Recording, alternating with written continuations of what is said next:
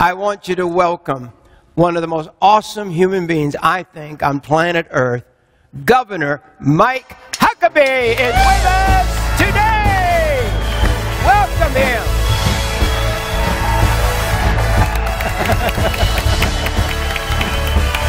Oh, so good to have you, Governor.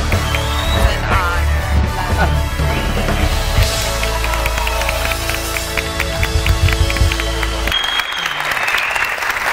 We're sort of in the hills here, Governor, so after reading your book, I think maybe you might feel at home here. I feel very much at home here. I love these people. I love this part of the world.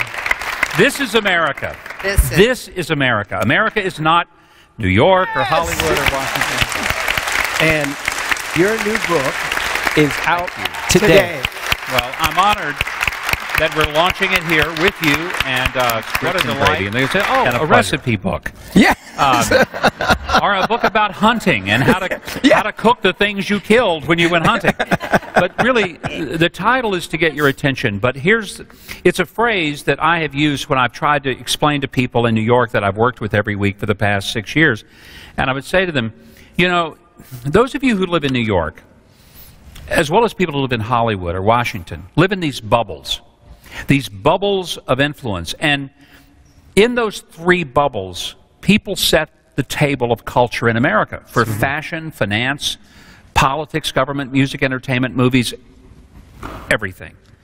But the people who are setting the table of the culture for America are living a very different life in a very different world in bubbles that are totally different than the land we live in, which I call the land of God, guns, grits, and gravy, where it is not that unusual that a person would go to church, say a prayer before a meal, talk to his or her children about Jesus. That's right. Those are things that we grow up doing here.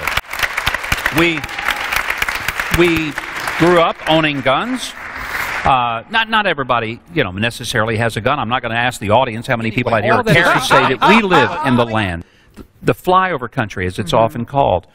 It is the land of God, guns, grits, and gravy. It's not necessarily southern. It could be Midwestern. It could be even up in the western parts of the United States.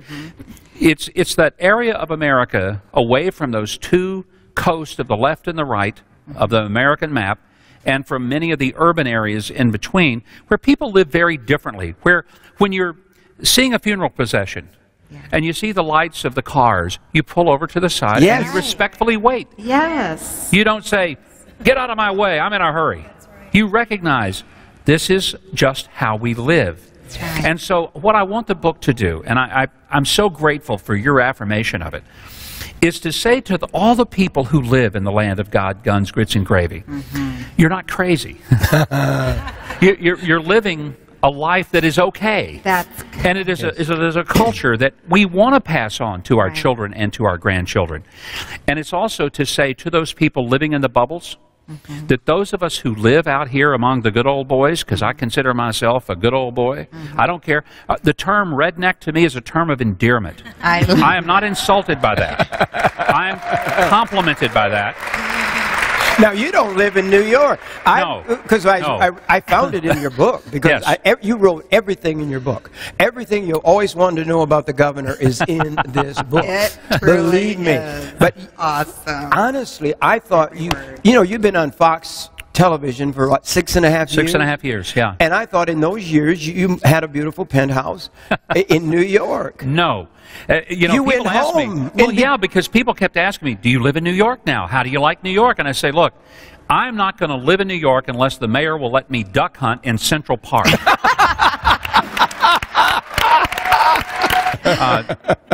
I want to be where people speak to each other, where they know each other by name. Yes. Look, I don't mean to disparage New York or Washington or Hollywood. Right. There's some wonderful people in all of those cities. Sure. But I'll tell you, let me give you an anecdote. When I first started working in New York every week, I remember that when I would sit through movies, I would sometimes watch a movie that I thought was great because it was historical and maybe important in terms of portraying something. But the language in it would be so offensive to me as a believer. Me too. And I would say, that could have been a great movie. Yes. But they filled it up with profanity. Yes. And it just ruined it for me because it was unnecessary. It didn't help tell the story. Absolutely. And then I would say, Why do they do that? Because people don't really talk like that. And then I started working in New York, and I realized, yeah, they really do talk like that. But my mother would have washed my mouth out with soap and sent me to bed without supper if I'd said the kind of things. Of how our culture here in the middle of America is very different than the culture of those bubbles. Because I say that there's a difference between Bubbleville, the three bubbles, and what I like to call Bubbaville.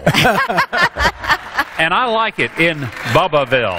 Well, I feel so good now because God moved me to Bubbaville. I am here in the hills of Missouri on beautiful 700 acres here at Morningside. And I want to let people really understand this now. He's talking about three main epic areas of this country and areas of influence. And you call them Bubbleville because they live in a bubble.